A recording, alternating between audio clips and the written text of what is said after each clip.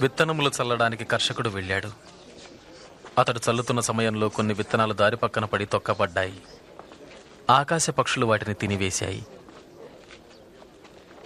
మరికొన్ని విత్తనములు రాతి నేలను పడ్డాయి. మొక్కలు మొలిచినను చెమ్మలేనందున ఆ విత్తనములు ఎండిపోయాయి. మరికొన్ని విత్తనములు ముళ్ల పొదలలో పడెను.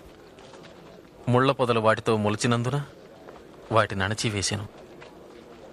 ఇంకొన్ని విత్తనములు మంచి నేలను పడినవి. ఆ విత్తనములు మొలిచి పెరిగి నూరంతలుగా ఫలించెను.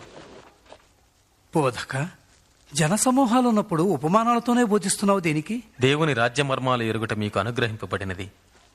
ఇతరులకైతే అవి ఉపమాన రీతిగానే చెప్పాలి. వారు చూస్తున్నారు కానీ కనపడదు, వింటారు కానీ గ్రహించరు.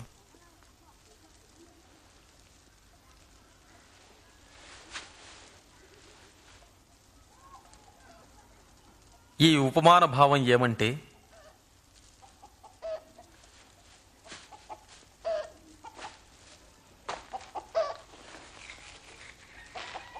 విత్తనము దేవుని వాక్యము.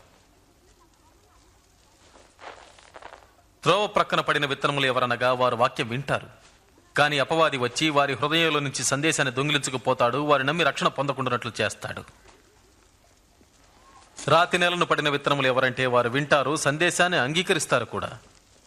కానీ వేరు లేనందున కొంతకాలం మాత్రమే నమ్ముతారు. శోధన కాలము వచ్చినప్పుడు పడిపోతారు. ముళ్ల పొదలలో పడిన విత్తనాలు ఎవరనగా వారు వింటారు.